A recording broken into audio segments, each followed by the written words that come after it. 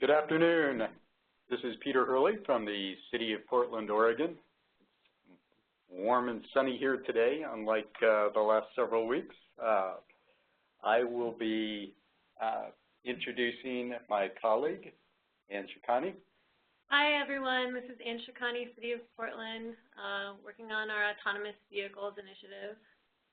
And Peter Hurley, the Senior Transportation Policy Advisor on the Smart Autonomous Vehicles Initiative. We're going to be talking about the initiative and specifically about the request for information today.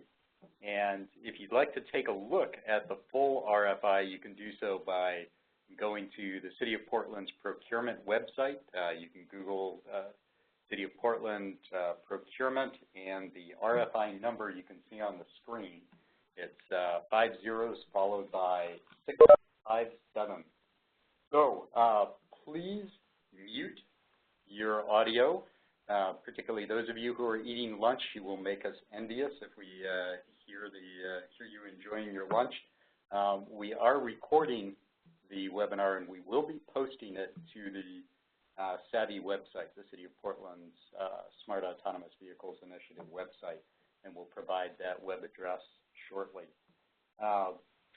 Please also use the chat function to submit any questions. You should see that in the upper right of your screen. We'll take questions at the end of the presentation. So the outline today, I will be covering the elements of the Smart Autonomous Vehicles Initiative as well as the draft policy that underlies the initiative. Ann's going to be talking about the RFI and the administrative rule, and then Ann, Art, and I will take questions from you. So, if you would please.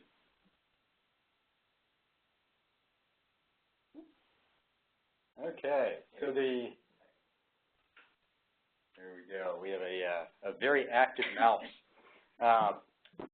Smart Autonomous Vehicles Initiative, or SAVI, was launched on April 19, 2017 by Mayor Ted Wheeler and Transportation Commissioner Dan Saltzman. They saw an opportunity for us to use the emerging technologies around autonomous vehicles to serve our community's needs and advance the goals that the City of Portland has adopted in our comprehensive plan and our transportation system plan. So the initiative has 4 elements. The 4 elements are interrelated, and one of those elements is a request for information. That is based on a draft policy that's now out for comment, and I'll talk a little bit about the elements of the policy. There's also an administrative rule, which is also out for comment right now, and we have a public engagement strategy. So the 4 elements of the initiative are designed to work together to advance the goals that the city has established. So to provide a little bit of context on where we are in the timeline of the initiative, as I mentioned, the initiative was launched back in April. Last week, the council took action unanimously to support the 4 elements of the initiative for us to move forward on the request for information. They passed a resolution in support of those components. We have posted both a request for information and a draft administrative rule on our website. The next timeline to be aware of is for the comments that we're taking for the next month on the draft administrative rule. We anticipate reporting back to Council on the results of the responses to the request for information at some point in time in September. And then we have a Planning and Sustainability Commission hearing on the policy also in September before potential Council action on the policy in December. So we have a series of actions around the policy, the request for information, and then potentially we see pilot projects that will be implemented over the next year, perhaps beginning somewhat optimistically, perhaps in September, but more likely later in 2017. So what is in the draft policy? I encourage you to take a look at the policy because it does form the foundation for the request for information. The basic component, the most important component to be aware of, is that the policy is based on the goals that the city has adopted in our comprehensive plan and transportation system plan. We want to use the technologies, we want to see the technologies used to advance the goals and the outcomes in our adopted plans. One of the components there, one of the elements in the draft policy is to prioritize fleet autonomous vehicles that are electric and shared. So we really want to be able to move more people in fewer motor vehicles and to move more goods in cleaner vehicles. So we're prioritizing this combination of multi-occupant vehicles, clean vehicles, and automated vehicles, particularly fully automated vehicles. The policy goes into some detail on the goals, which I'll cover momentarily, and various tools to advance those goals, tools like right-of-way management, for example. You can take a look at the draft policy at www.portlandoregon.gov/SAVI, Smart Autonomous Vehicles Initiative. So the comprehensive plan, the city's adopted comprehensive plan and our adopted transportation system plan has 7 primary goals. One of those is Vision Zero, and Vision Zero essentially says by 2025 we should eliminate fatalities and serious injuries on Portland's transportation system. So the goal, the zero, refers to 0 fatalities and 0 serious injuries on the transportation system by 2025. There are a series of actions that we're taking to attempt to do that. We would like the autonomous vehicles technologies to support or advance achieving the Vision Zero goal. One of our other goals is to reduce climate pollution and improve air quality for residents of the city. We have very ambitious climate reduction goals for transportation and all other sectors of the economy. We would like the clean vehicles, electric vehicles, shared vehicles, shared autonomous vehicles to advance our achievement of our climate goals. We're also very interested in ensuring that all of the residents of the city of Portland, regardless of where they live, particularly underserved residents, benefit from the technologies. So an example of that might be people who are able to take transit to a mile or two from their jobs, but not get that last mile. Perhaps there are opportunities for autonomous vehicles to help people access their jobs, to help access higher education. For example, our community colleges, which are sometimes located in highly accessible and sometimes located in less accessible areas. Another is health, and not only are we interested in advancing cleaner air, which I mentioned, but also physical activity. So how is it that the technologies, the emerging technologies around autonomous vehicles can increase physical activity? Example might be electric bikes, electric autonomous bikes might be something that somebody wants to propose in response to the RFI. We're also very interested in improving access to economic opportunity for all segments of the city's population. Those could be jobs, it could be higher education, it could be services that people need. We also are interested in ensuring that that autonomous vehicles contribute to attractive places, places that people want to go to. So an example of that might be lowering speed limits, ensuring that vehicles adhere to speed limits, yield to pedestrians, yield to cats and dogs, create places where vehicles are a component of, but not the dominant part of the landscape. And finally, we want to ensure that with the limited resources that we have, that we are using those wisely, both private resources, but particularly public resources. So in response to the RFI, we do have questions about whether or not there's a public cost, and if so, what those public costs might be, both fixed costs and ongoing costs. So I'm going to turn it over to Ann Shikani, who's going to talk about the request for information, why we issued it, and what the components are.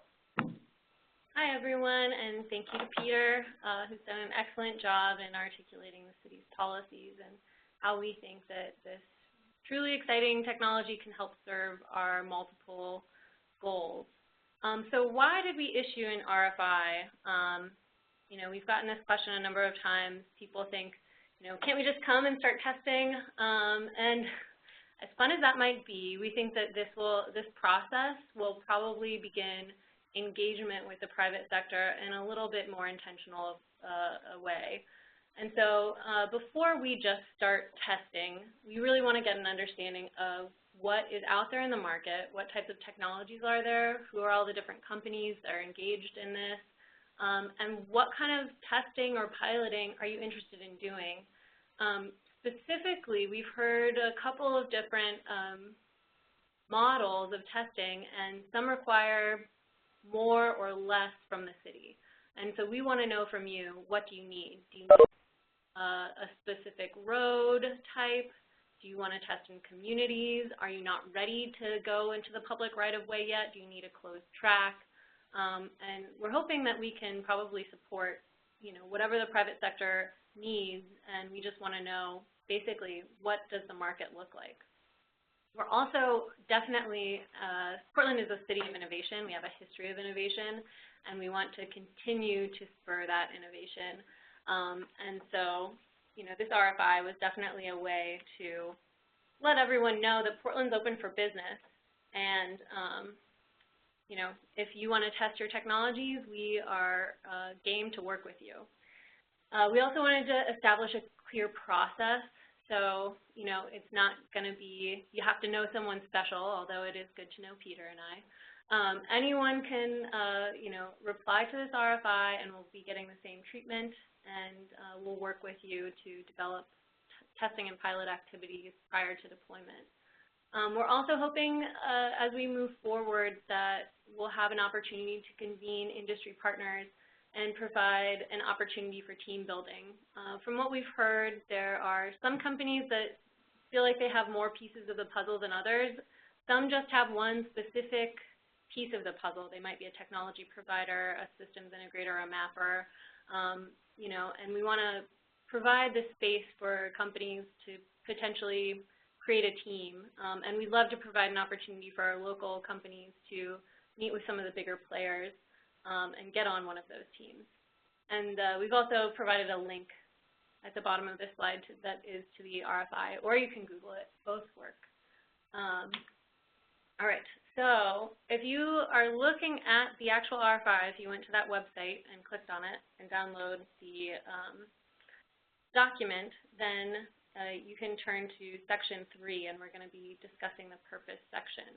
And just a logistical note, the RFI, that if you download it today, you should definitely go back and check periodically. We will be posting addendums and updating it as required based on feedback we get from you today and throughout the process. So on page 3 in the purpose section, we're looking, like I said, to understand the market a little bit better. We want to know what types of pilot projects, if those have to do with vehicle testing, sensors, other technologies, you know, what types of pilots are you hoping to propose? We're also looking at potentially app builders or anyone who's using, you know, something similar to support AV access and use. So that might be something like a TNC app, or potentially like our, Portland is actually working on an app that integrates our TriMet passes along with a number of other transit services. And so we'd hope potentially for some interoperability there. We're interested in AVs being EVs. We want to support electric vehicle charging or any kind of technology that is low carbon or low emission. And so if you have a plan for how to scale that up and have it integrated with AVs, definitely interested in hearing about that. And, you know, anything else that comes to the table. If you have an innovative business model that could be applied to the autonomous vehicle sector, we want to hear about it. And so who might respond if you're wondering, am I the right type of company to respond to this? we are hoping to hear from any and all of the following: original equipment manufacturers or OEMs, technology companies, systems integrators, TNCs, so that would be Uber, Lyft, or Via, and others that I don't know of, consulting firms, and community partners. And to give a little bit more information, this RFI is, definitely potentially to help pilots get launched in the city, but it's also to help us kind of build out the infrastructure we'll need internally. So if you are a consulting firm who is hoping to help us run those pilots, we'd love to hear your proposals. And for community partners, if you are serving, let's say the elderly, minority population, if you're working with those communities and you have an idea for, how this new technology can better serve that population, we would love to hear about it. And then I wanted to give you guys some examples of potential pilot activities. These are on pages 3 and 4 of the RFI. So as Peter mentioned earlier, right-of-way management and pickup drop-off zones are definitely something that we're interested in exploring further. First last mile connections to transit. We had proposed in our application to USDOT for an AV proving ground pilot that we would potentially have a circulator on the east side of Portland. And I think if that is not up on our website, we can post it soon so you can see what we proposed. But a circulator on the east side that connects, kind of a transit desert to major lines would be something we'd be interested in. Vehicle to infrastructure technology. If you have vehicle to vehicle or vehicle to X, such as cell phones, we'd also be interested in that. Data collection for planning and management, and broadly data management. I mean, there's a lot, obviously, in the data world that we would be interested in. We're looking at pricing frameworks. One thing that is very important to us is incorporating congestion pricing with our autonomous vehicle work. And so we think that that could be important. So if you have ideas for how that could be incorporated, we're happy to hear it. And mobile delivery services. We know that delivery bots are a thing. They're happening in some other cities. We would be interested in hearing more if you're interested in proposing that technology. And then I just want to give a quick overview of some of the other sections that are in the RFI. The last section of the purpose is something similar to what you'll find in our application. It's a request to test, and it basically has the basic information we would need for your pilot proposal. It outlines the areas you'd like to test in, what type of technology, what times, how your proposal will be meeting the city's goals, etc. Page 5, no contracts will be issued as a result of this RFI.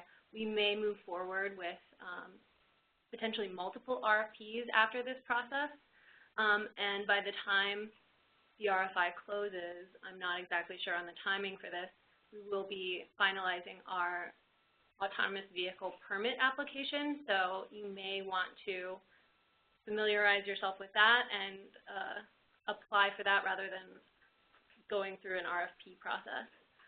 And then, there's lots of more information. We have it on the SAVI website that is on previous slides, but www.portlandoregon.gov/SAVI, S-A-V-I.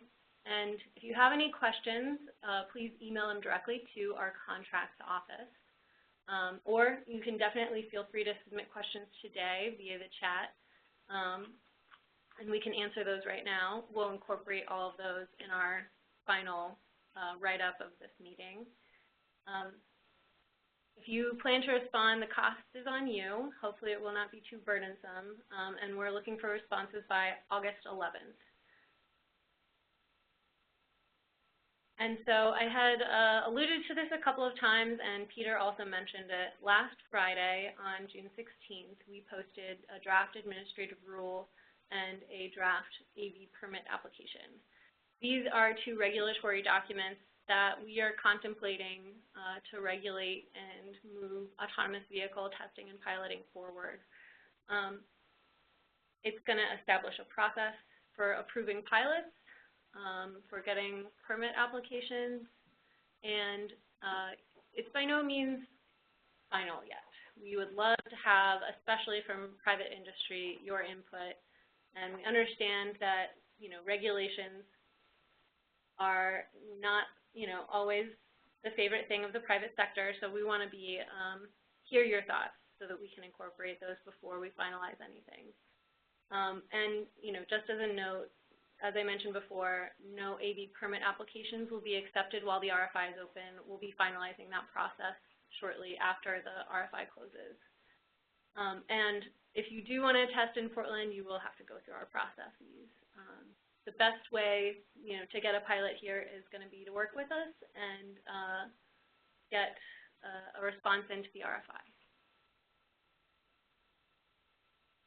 And I did want to give a little bit more information about our public engagement plan. If you followed our response to City Council, this was one of the addendums that we provided. We're, thinking about doing open houses, both with private sector and community members. We're potentially going to be doing a design workshop, maybe even with other cities, to create pilot activities or potentially a testing zone.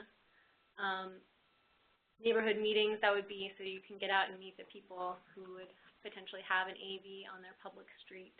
And then we'll also, potentially be doing some mailers. If we are working with one of your companies specifically, we'd love to, highlight your information on those mailers as well. And I think with that, we're going to open it for questions. You can get back to us later through email, or you can submit now through the chat box.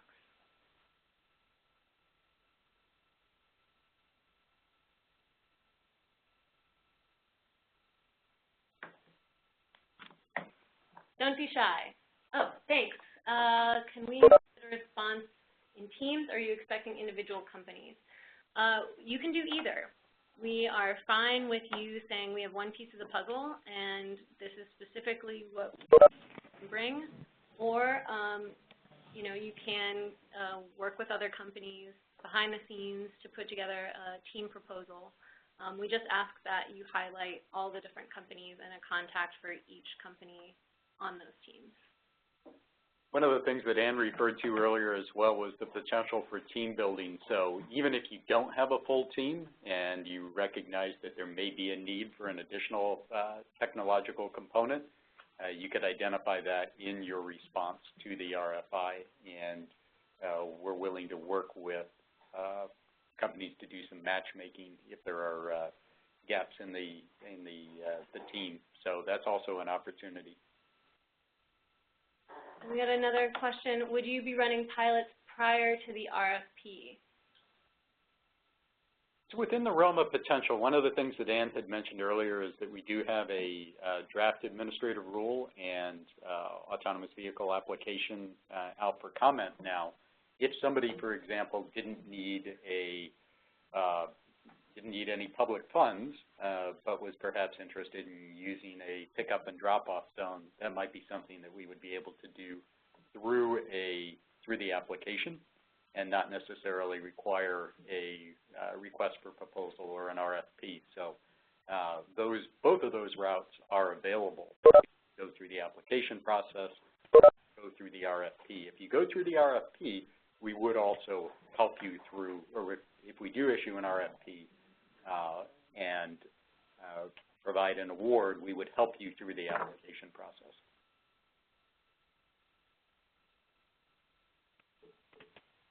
Okay, we're having a technological issue on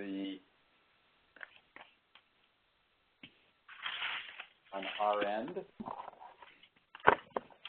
We do have another question, which is, can you speak to the various sources of potential funding? Well, there's a couple different ways we might see this. Art Pierce, I manage policy planning and projects here at Peabody. I jumped in for the question and answer period. In terms of potential funding, one potential would be from the city's general fund, so general tax revenue. The other might be through transportation-specific revenue streams. You know, I don't think we've gotten super far on exactly the different ways that it might happen, but for over a series of years, we've gotten together different sources of funding for those kind of projects. So we would, once we better understood the types of proposals, we would look at sort of the sources we might be able to tap into. I guess there is the potential that we would team together and pursue federal funds if there was a federal opportunity during this time period as well. So it could be that we're even, you know, chasing against outside funds as well.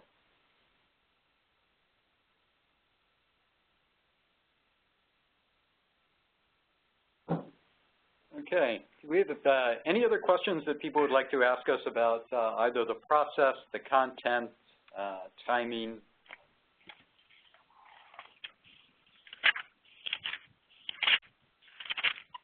Okay. We'll keep things open for another minute or so. See if any other questions come through.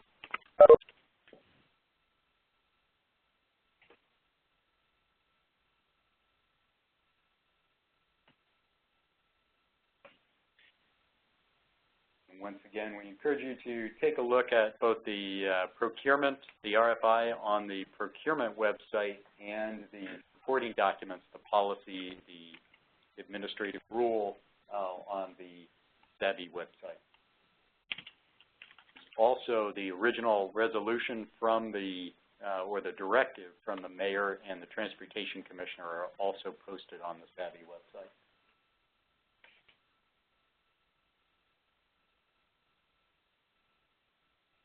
Okay.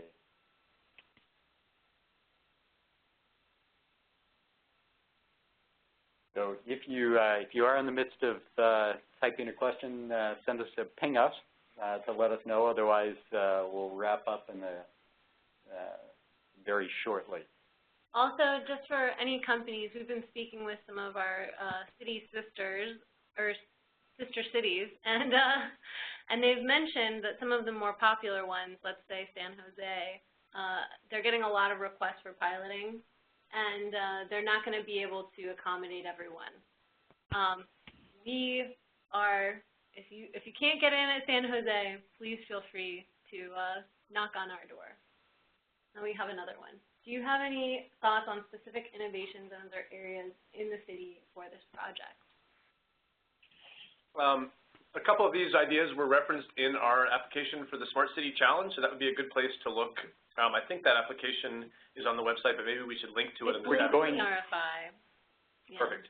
And in that, we looked at first last mile transit shuttle systems in East Portland, as well as access to employment in the Columbia Corridor and the industrial areas were two examples that I believe were referenced there. But I think that's also, we're open to new ideas as well, for sure. And one potential is that there's community partners out there that also raise ideas that we can pair you with if you have a good solution and in search of a good place to try it. And as you're thinking about potential locations, I'd mentioned equity earlier as an important goal for the city. Art mentioned the access to jobs in the Columbia Corridor. There are other locations as well where access is currently transit access in particular, but perhaps bike and walking access as well, are limited. An example of that would be the Portland Community College Sylvania campus. There are other higher education locations that we'd like to improve access to over time, particularly for multiple individuals at off hours where there isn't as great or as extensive transit service as we would like. So those are the types of potential other areas that you may want to think about for improving access. Another thing that we're thinking about is, you know, depending on the type of technology and what's required, it might be more of like a closed track obstacle course type situation. That would probably be in more of an industrial type area rather than a heavily pedestrian trafficked residential street. So that's something we've also thought about. Yeah, so we also have the Portland International Raceway, known as PIR. That is open for testing. I think right now, if you would go to them and ask to do testing, you'd have to pay a fee. You know, for our purposes, we would probably work with you to negotiate something better.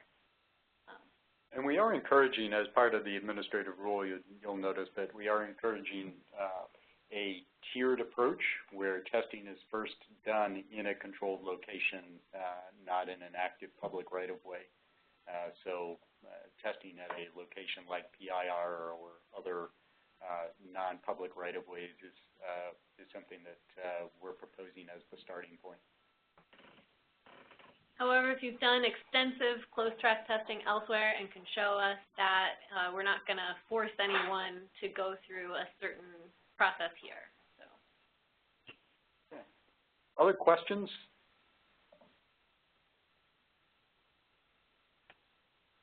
Very good. Well, feel free to submit additional questions to pbotcontact@portlandoregon.gov. We appreciate you taking the time to listen and to ask some initial questions, and we look forward to reading your responses and working with you to pilot autonomous vehicles in the city of Portland, Oregon. Thank you.